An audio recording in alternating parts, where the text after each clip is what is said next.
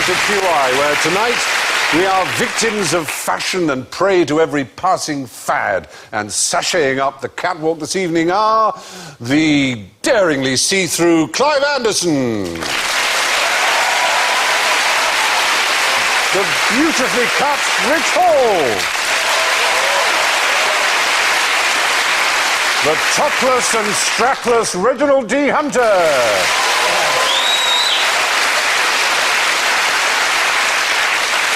and an old pair of corduroys we found in the potting shed, Alan Davis.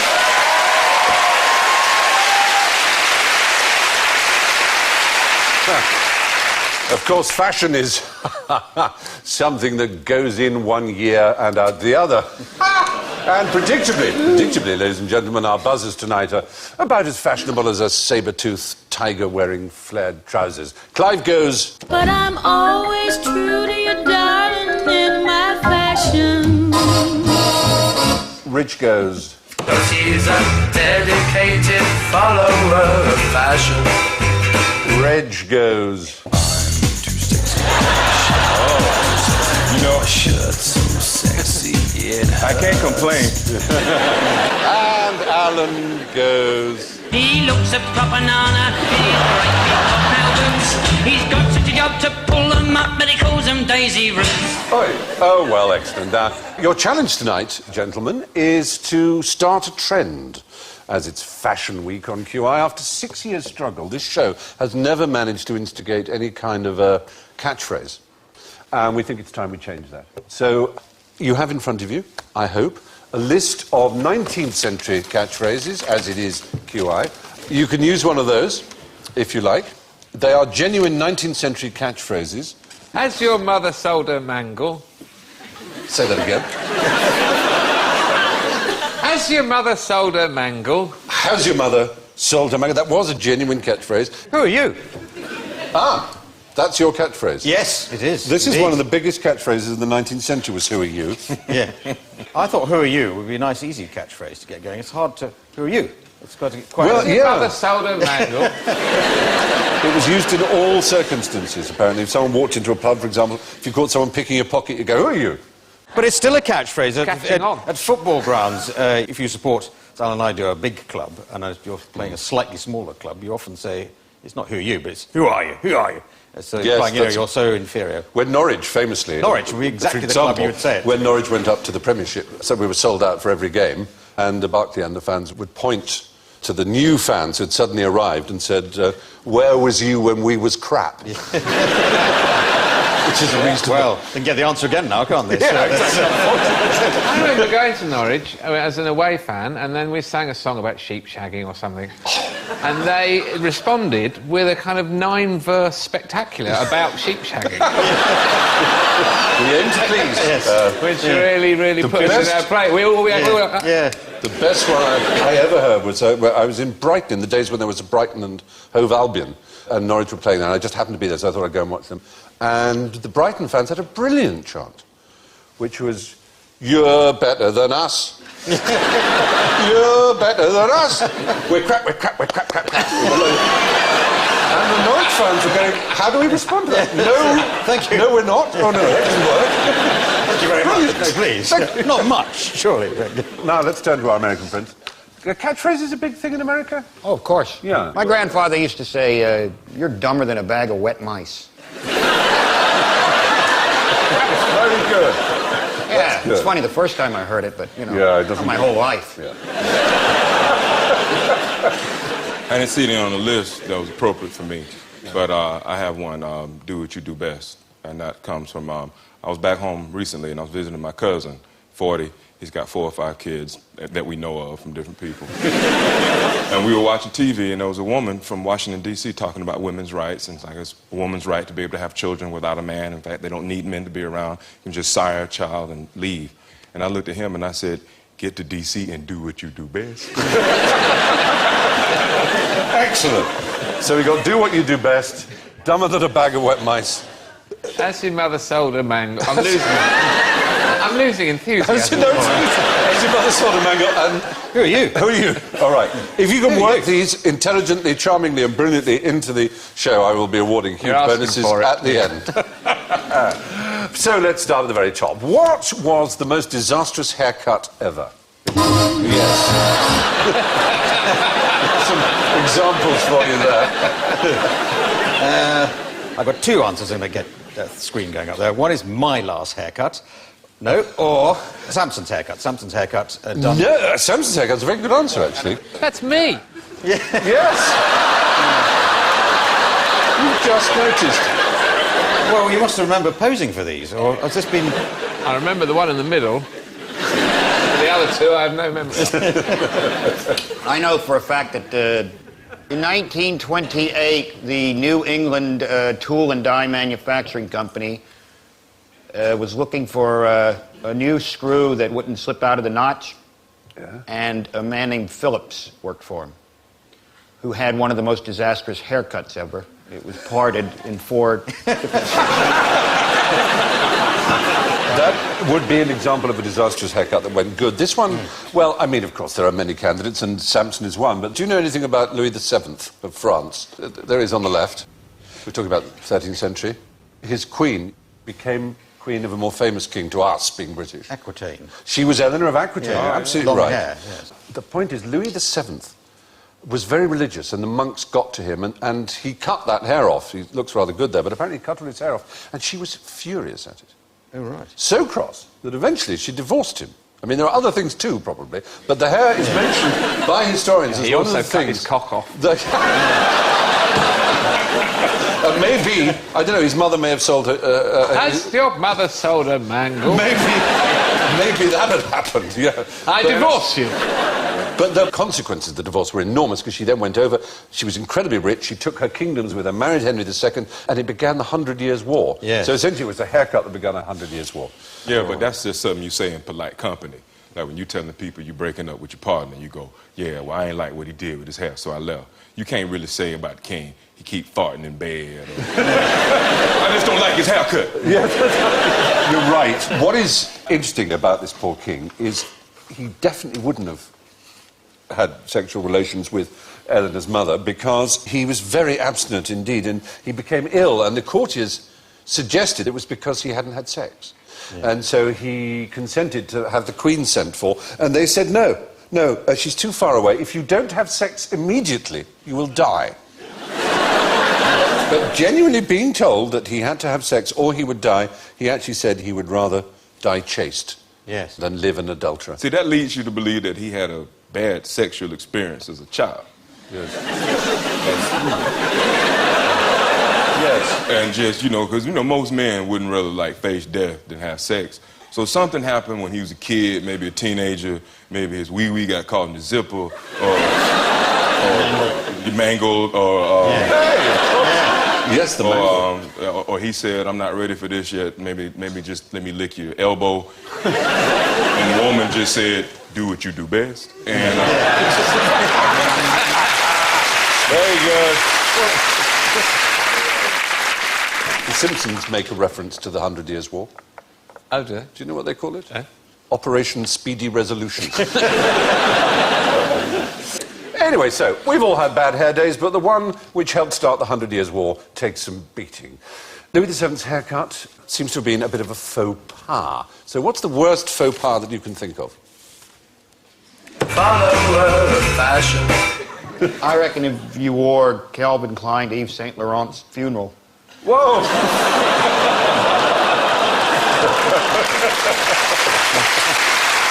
That would be a faux pas. It would. There's a famous one. It's the Queen and some other king or potentate in a carriage being driven along, and so the horses are in front of them, and there's this ghastly sound. of this horse. And the Queen sort of says, "Oh, I'm terribly sorry about that." And whoever this king or potentate, they said, "Oh, never mind, Mum, I thought it was the horse." So that's a famous faux pas. No, this was an engagement faux pas. It was a very famous one in its day. It was in the Guinness Book of Records. Right up until a few years ago, as the worst, if there is such a category, worst engagement faux pas. Well, get engaged to the wrong person? No, it wasn't that. It was a man called James Gordon Bennett. Who was a... Well, the James Gordon. Actually, the phrase Gordon Bennett was named after, I think, his father, who owned a lot of newspapers. And anyway, this one was very rich, this young Gordon Bennett, and he was engaged to a young New York socialite. One night, he was very, very drunk, and he went to the house of his fiancée, where there was a full party of stiff New York socialites, and he went into the room with an enormous fireplace, and he went into the fireplace and peed in it, thinking it was a lavatory, and walked out again. And it ended his engagement. It was a huge scandal, and the brother of the girl fought a duel with him. She lost. And he had to spend the rest of his life in Europe, almost. Just because he peed in the fireplace? Because he peed in the fireplace. Seems rather... I mean, in Europe, it's positively encouraged. I would say. This man, Gordon Bennett, was extraordinary. He was one of the most profligate men of his age in terms of his money. He once tipped a railway porter £341,000. And he burnt a huge sheaf of money that he had because he's... If he'd only gone on a super saver off-peak, he could have got that would have been a fiver, wouldn't it? He probably lit it on fire and says, "I could piss on that and put that out. Can you?" Yeah, exactly. No, he would burn money because it was uncomfortable in his pocket, he'd said. I mean, he was obviously a complete twat, yeah. But there were other faux pas. Who said this? We also do cut glass sherry decanters, complete with 6 glasses on a silver-plated tray that your butler can serve you drinks on, all for £4.95. People say, how can you sell this for such a low price? I say because... It's crap. Yes. Yeah, that's Gerald Ratner. It was Gerald Ratner, yes. He destroyed his company, didn't he? £500 million was wiped off the value of his shares after that remark. Yeah. He was trying to be amusing, and he just some of those the jewellery he was selling, saying it was cheaper than a Marks and Spencer sambridge, and explaining it was rubbish, and that's why... Yeah, he said these earrings were cheaper than M&S prawn sandwich, probably won't last as long. Let's just say £500 million wiped off. Yes. Yeah, he was caught doing a funny. Yeah. Big The mistake. funny didn't turn out well. Many faux pas are just Freudian slips. But what outrageous item of clothing got the Duke of Wellington thrown out of a club? Yes. I'm going to suggest he wore his Wellington boots in the club. So I knew that would be... Because I just love it. I think it's so fantastic what a career he had, because not only was he a great general, winning one of the most important battles of all time, and a few others, plus he was Prime Minister, and he had Wellington boots named after him. Pretty astounding, isn't it? And they were... On my shirt. I think I know. Yes, go on. I know exactly what happened. Now, he showed up at this situation, and it was supposed to be all formal and nice, but he was a bit of a cook. And he came in and he said, "Look at this wonderful dish I made with beef."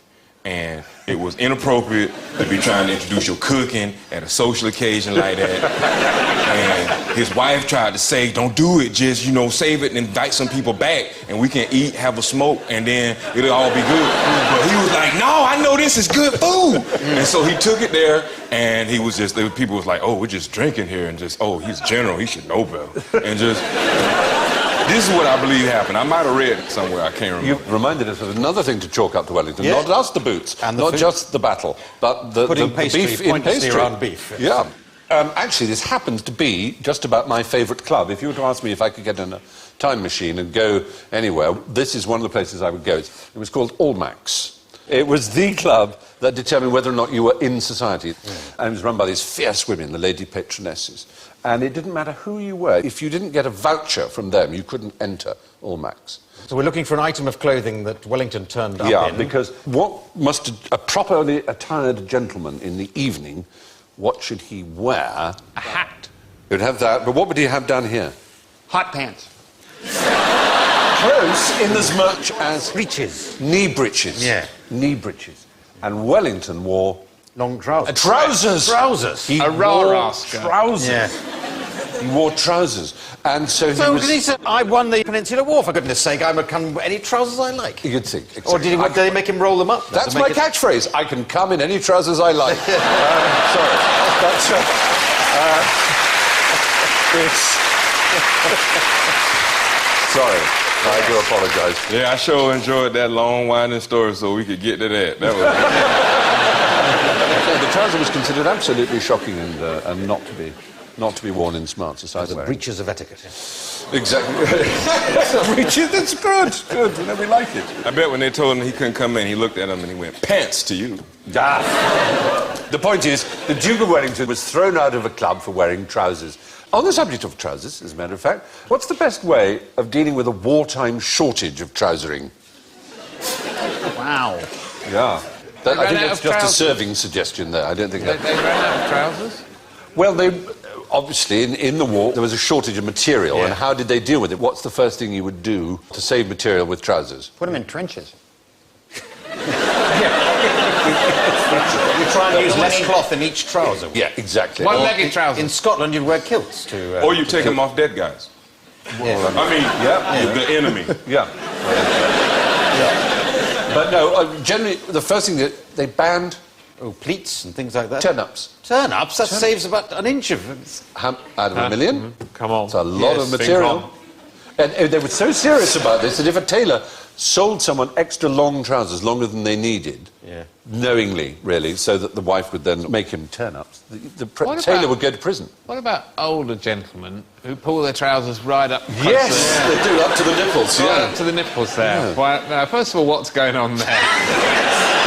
Turn-ups. Why don't they stop somewhere on the way? They've got no pleasure in life left except to give themselves a wedgie every time they... Why don't they just pull their trousers right up to just under their eye? Then they would save on shirtings. They could have a really long fly. Like... You're That's an enormous fly. The fly must be about 2 feet long. The time you've undone it, you've forgotten where you're... Just zip there. Nurse! Also, boys under 12 couldn't have long trousers, they had to have shorts. And, of course, women couldn't wear stockings, so what did they used to do? Oh, they used to draw a seam on the... Oh, there they are. There you Draw are. a seam on the back of their leg. Yeah. Because they felt that if their legs were bare, it was considered that made them look available. I don't know if the boys in the shorts thought the same, but it was... Firstly, they would stain their legs to make them look tanned, with gravy browning and things like that. And then they would draw a line down the back, which looked like the seam on nylons. I mean, it seems crazy, but... Why didn't the soldiers just draw pictures of trousers? I mean... Exactly!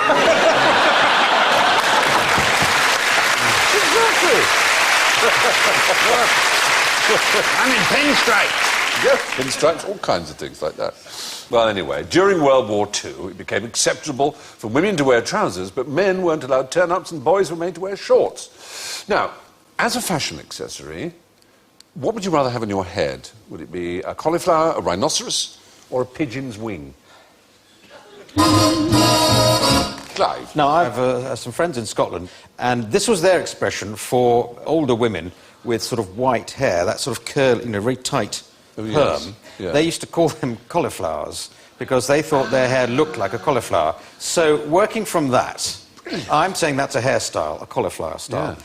Pigeon wing could be a sort of swept back look. Yes. But, I can't work out what the rhinoceros, because the rhinoceros is only famous for having huge horns, so I can't quite make that into a hairstyle. Well, not a hairstyle exactly, but you're very close. In the 18th century, all your clothes put together, the expense of them wouldn't add up to what you spent on this part of your fashion. Well, your sort Your of wig. your wig, yeah. Wig is the right answer, in fact. So it is your hair, but they used to have ships. I mean, literally, their hair done into huge sailing ships. And you could have a rhinoceros horn. And a rhinoceros horn and pigeon wings, and you see there these preposterous creations people had. Where do you think the idea came from? Because they got nasty hair lice and things like that, so they tended, unless you happen to lose your hair naturally and effectively, you used to chop your hair off anyway, and then replace it with fake hair, false hair, a wig. There's an element of that. Generally speaking, it became enormously fashionable in the reign of Louis XIII. And what was it you were saying about trouser turn-ups? Oh, it was set by the Prince of Wales, so this king must have decided to wear a wig, so everybody else... Why did he wear a wig? Because he was bald. Exactly. He went bald quite early on and was annoyed by it, so he wore this expensive wig, and the rest of the courtiers, to flatter him and imitate him, they wore wigs too, and from then on, for the next 200 years almost, wigs became more and more famous. It was really the French Revolution that ended wig wearing. Well, once you had your hair chopped off, there was no real need for a wig, was there? Basically. It was a wasted accessory. It's a pretty drastic Well, it still haircut. hasn't gone away quite in the law courts.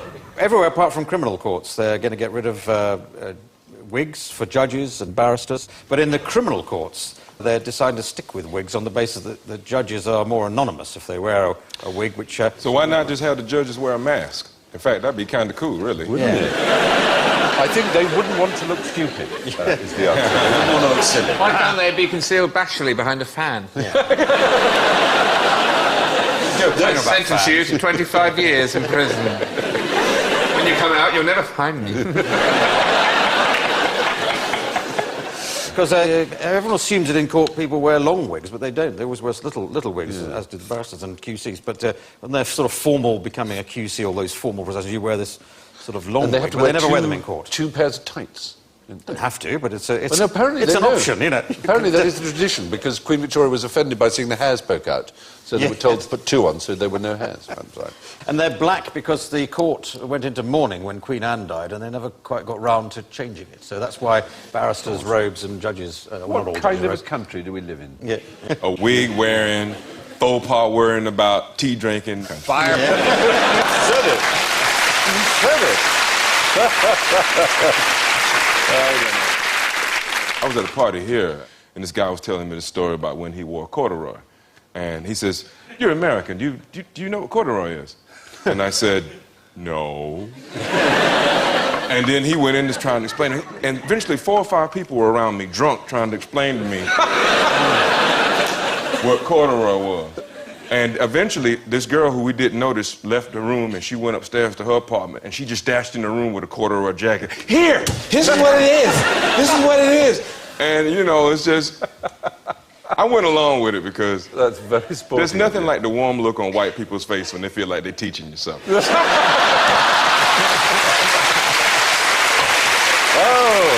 dear me.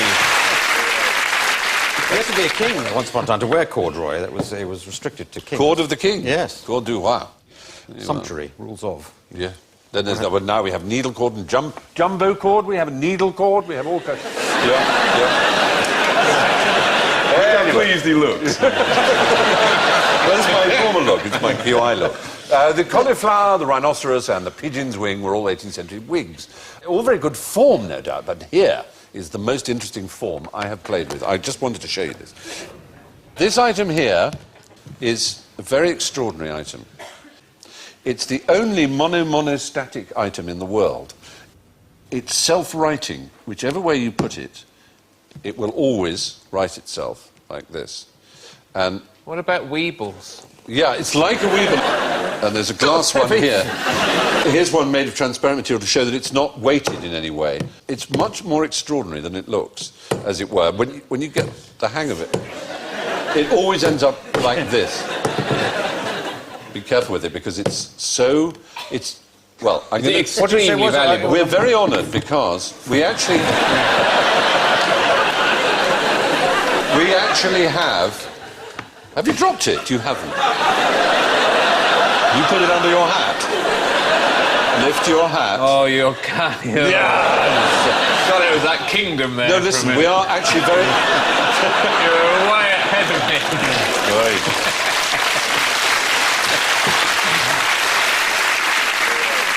We have Gabor Demokosh, the inventor, here with us. Gabor, good evening. Hi. It's very good to see you. He's from Hungary. And he and his colleague Peter Vaconi invented this. Can you explain to me exactly what it is? Well, this is like a Weeble without a weight. It is like a Weeble. You get a point, you see. It's just the shape, Yeah. but you have to get it right. The tolerance of the shape Yeah. is about 1/100th of a millimeter. Do you mean to say if these edges here were 1/100th of a millimetre out, it wouldn't right itself? It wouldn't. You'd actually be able to keep it in Right. one position. That's correct. Again. Hey, It Gabor. always goes back to its own... Have you thought of making these into salt and pepper shakers? That's a brilliant idea, Gabor. Then you might make some money off of it. Yeah, Gabor, Dragon's Den. Come on.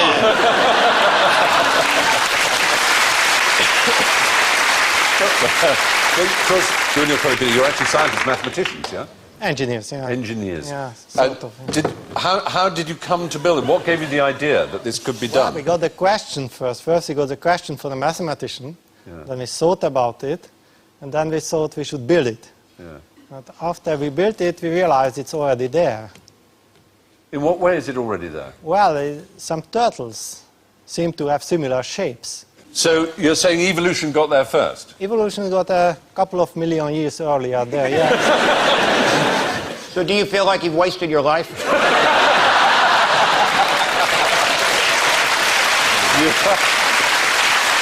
You so have not.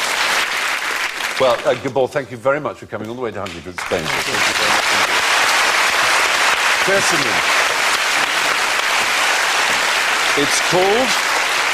it's called a gombok or a gumbut. Does it have a practical application? No, I don't think it does have a practical application. That's what's so beautiful about it. Didn't they invent the Rubik's Cube? Rubik's Cube is a Hungary as Hungarian invention. And the biro. The biro. Ladislav Biro invented Absolutely. the biro, didn't he? My grandfather was a Hungarian Jew. He said, Hungarian is the only man who can follow you into a revolving door and come out first. So there you are, it's the gombok. It's the world's first monostatic shape. It isn't weighted in any way, but whichever way you place it, it will always turn itself up the right way. Now, I'm not a great follower of fashion myself, as you can probably tell. I'm happy... No, BFF. Something of an old fossil, as it happens. But what would you say if I told you that this was the first fossil ever identified?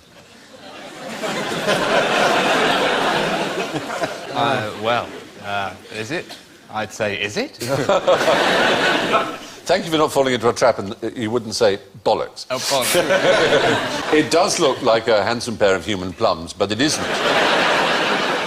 Rob Plott, who was the first keeper of the Ashmolean Museum in Oxford, he recognised it to be a thigh bone, but it's huge. You can't quite tell its scale here. So he assumed it was a thigh bone of a Roman elephant or of a giant race of humans.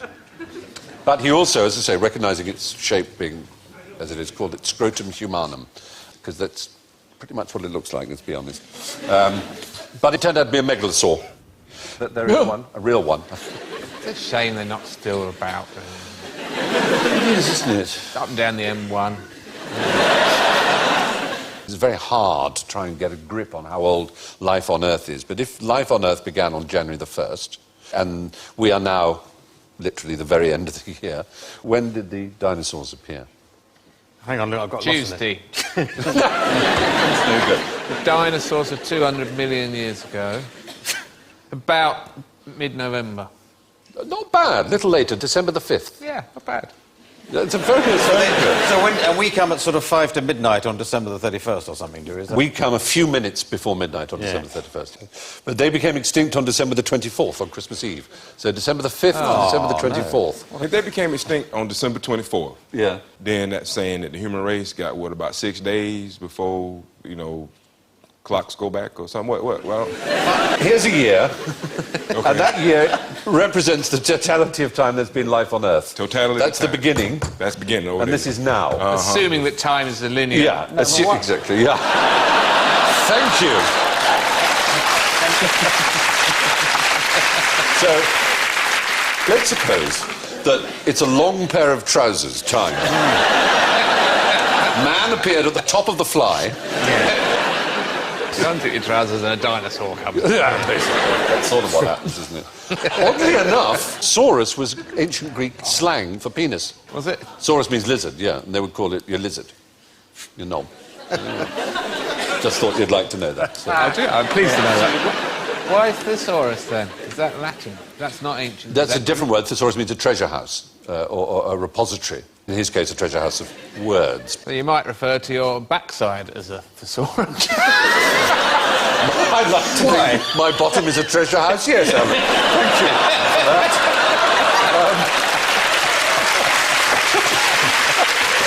My bottom is a treasure house is a really good catchphrase.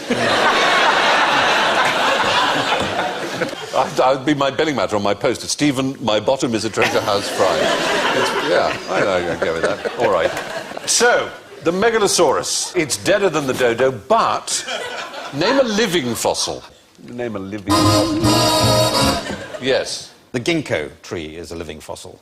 The ginkgo is a type of tree which is there's only one type of ginkgo. It belongs to its own family of trees. And they used to rule the earth like the dinosaurs. They used to be about 100 million, maybe 200 million years ago. Ginkgos lived everywhere. Now they're down to these... So you're saying that there was a time that these trees just walked around the countryside pillaging and just killing? I think so. I don't think they walked around much. They just stayed where they were, but there were lots of them. As in ginkgo biloba? Yes, and that's it. That's and I don't think you even find it in the wild anymore. It's planted a lot. It's quite an attractive tree, but it's a very ancient type of used tree. enormously and extensively by herbalists, isn't it? Supposedly as a memory enhancer, ginkgo biloba. I've forgotten that, but... Hey! How can anything be a living fossil? Well, because a fossil has to be dead, doesn't it? It's a phrase termed by Darwin, reference to the duck-billed platypus, and it's applied to crocodiles and coelacanths and things like that. But there are very few species that are identical to their fossilized predecessors, literally identical, that have not. And you're not going with me. I'm going with Lomatia tasmanica.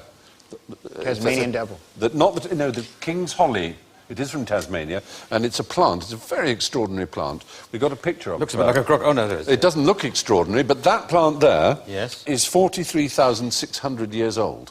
And it is genetically identical to a fossil that is near it, a genuine fossil, which is a Pleistocene, which is millions and millions of years old. And it is exactly the same. So they just stuck they just decided on a design that worked for it. It has it's a good three, look. exactly right. It has It's a 3 bit X spiky. chromosomes. It's sterile, and it just basically doesn't do what other life forms do, which is, try and vary itself, and it just stays like that. All the other plants around, we go, look at us, we've got oranges now. But they might... Nothing. They might provide the answer to eternal life. You might think, well, because they virtually have it, because they've got no need to age. Is that a good idea, though, eternal life? Depends when it starts, isn't it? Because if you get to the point where your trousers are just under your nipple, and then you live forever from there. Yeah. The point is, this is simultaneously a fossil and a living thing, which is pretty astounding. Now, how did the canals on Mars get there? Oh, that's one of the canals on Mars now. That's actually isn't. They've sent that probe up there. I think that's in... That's Little Mars I think in it's the west of London, isn't it? This is when, if they ever had, the temperature changes and the surface has expanded and contracted and left sort of little ridges like that. I mean, the short answer is there aren't any canals on Mars. No water on Mars. Now, they discovered some water recently on Mars. They was happy as hell about that, too. And there's a bottle of Evian that no one can explain. Well, the point was most fashionable to believe in life on Mars well over 100 years ago. There was an Italian astronomer called Schiaparelli who called these things canali, that he thought he saw a number of long straight lines on Mars, which he named them after rivers on Earth. But then one of the greatest astronomers of his age, Percival Lowell, after whom an observatory telescope is named, and actually after whom Pluto is named, because they chose that planet because it begins with PL. But he drew amazing maps of Mars, looking through his powerful telescope, showing all these straight lines and connecting these things. We're just saying they're not there. They're not there. So was And this yet he original wasn't- Italian, was he looking through a fishnet stockings or something at the time? And, Well, you've almost got it, because he was a great astronomer. He was not an idiot. He had a dirty lens. He kind of had that, actually but said in to his the- head. Ah. He had a condition which is named after him. It's called Lowell's syndrome, in which the various blood vessels and things, and the nodes where the blood vessels meet, seem to become straight lines.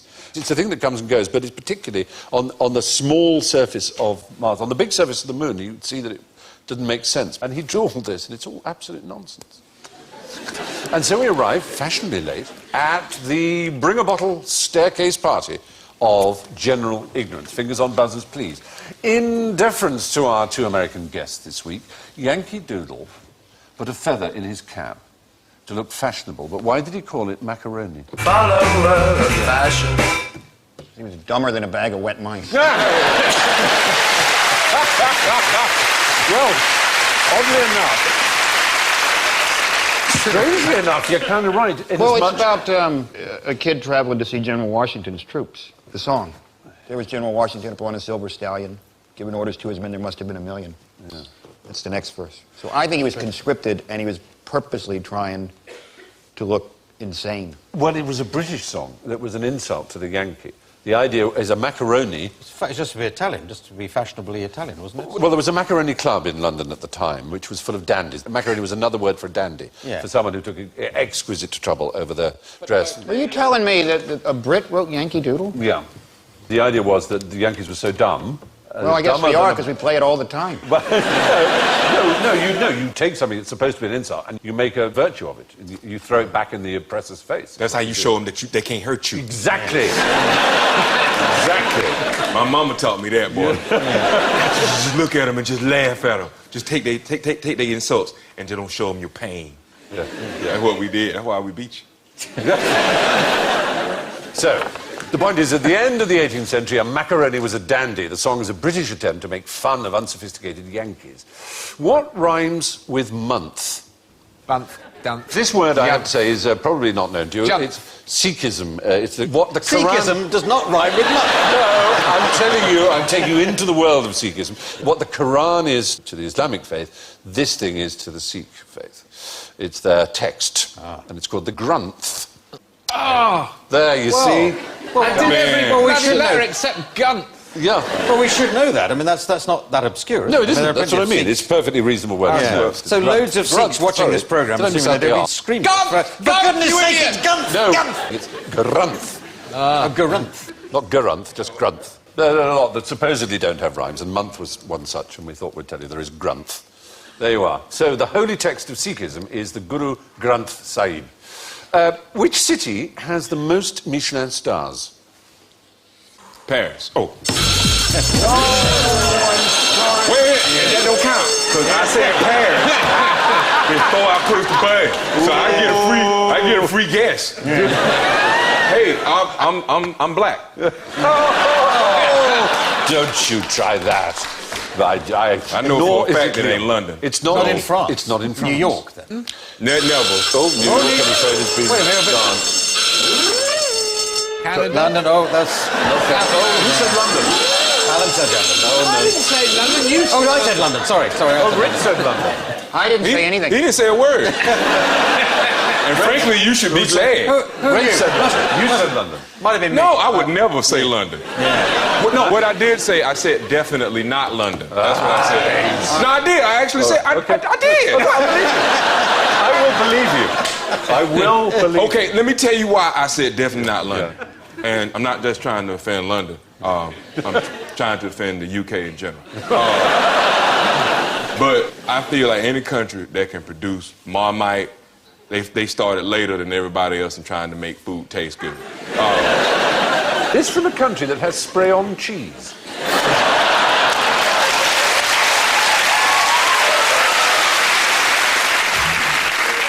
But you're right, it isn't Britain. No, man, you can't cut me off. You got to give me a chance to insult you back. Oh, right, sorry. Marmite tastes like there's a naked man with hairy legs in your kitchen. But it has, And every now and again, you take a plate with some toast and you walk under his butt and you go, okay, Fred. Do what you do best.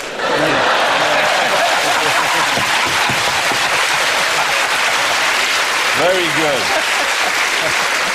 Now, the place that has the most Michelin stars... Germany, Holland, has Belgium. Tokyo is the right answer. Oh, yeah, man, yeah. I should have thought that. It went straight to number one. It was only put in 2007, and it leapt to 2000 with 150 stars amongst its different restaurants, which is 2 more than London and Paris combined. And I could also point out, too, if you put spray-on cheese on top of Marmite, you still got something that tastes. That's all I want to say. In fact, you can take your favorite food, and if you put Marmite on it, it's Why don't you just keep away from Marmite? Yeah. Hey, look, man, when you was talking earlier, I didn't say, hey, why don't you stay away from ginkgo trees? I ain't say nothing like that. I just let you talk about trees, man, with nobody else talking about trees but you. Yeah. That's always the way on this programme, but... To be fair, Clive... Who are you? To be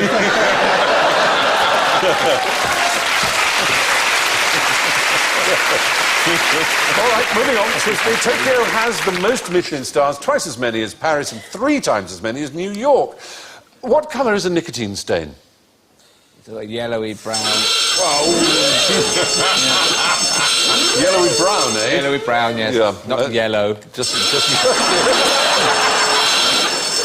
You're going to tell us that the stain comes from the tar. The yellow and brown is from the tar. Nicotine itself is green or something. the nicotine stain has no stain at all. No, it's completely colourless. So it just kills you quietly on its own. It's very, very poisonous. Yeah. But it's colourless, odourless, and more or less invisible and untraceable. It's a brilliant poison.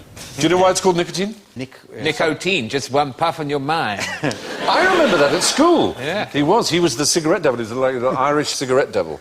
Why is it called nicotine? Oh, it's a Frenchman called Nico. Was the sort of Walter Raleigh of France who introduced tobacco Nico. to the French. Nico spelled N-I-C-O-T. Wow, I sure didn't know that. Yeah, good. Well, now you do. I do. Which dictator definitely only had one ball? Well, I'm not going to give my points away on that because I know that was it was made up about the one we mustn't say. Right. So we're looking for another dictator. Yes, with only you're one ball. quite right. It wasn't Adolf Hitler. Pol Pot. Wasn't Pol Pot. Oh, Stalin. Did I have got Stalin up? oh yes. Ceausescu. Chairman Mao. Chairman Mao is the right answer. He's only got one ball. Yep. But he used to have lots of he girls. Was, didn't he? Proud of it. Monarchism, it's called. One orchid. Yes, only one flower display and Exactly. also... Orchid is the same root as the same word. It's Greek for testicle. Whose testimony? Another word which derives His from doctor. the same His source. testimony, Yes, yes. Dr. Li Jisui was his doctor. In his memoirs, he describes how Mao had an undescended testicle and was infertile. Had venereal disease in the late 50s, and then in the 60s he contracted herpes, 67. He never brushed his teeth. He rinsed his mouth with tea, so his teeth were green. He also slept on a wooden bed and used a bedpan. That's just convenient, there. That's just convenient. Yeah. Yes. Now, Hitler's reputation for being uniglobular is apparently has no justification at all. But Mao most certainly was. And that, ladies and gentlemen, brings us to the scores. And first, after a fashion, with a plus score, 4 points, Rich Hall.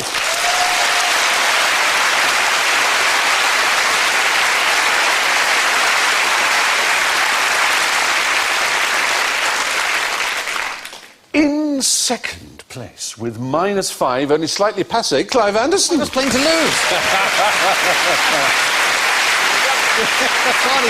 I'm rubbish at losing. Oh, and doing what he did well with -6, Reg D. Hunter, ladies and gentlemen.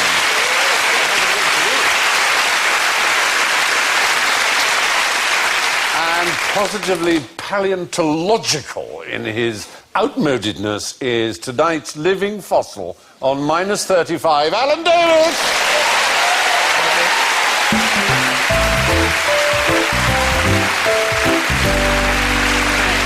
And so it's good night from Rich, Reg, Clive, Alan and me, and we leave you with this thought from Oscar Wilde. Fashion is a form of ugliness so intolerable that we have to alter it every 6 months. My name is Stephen. My bottom is a treasure house fry. Thank you and good night.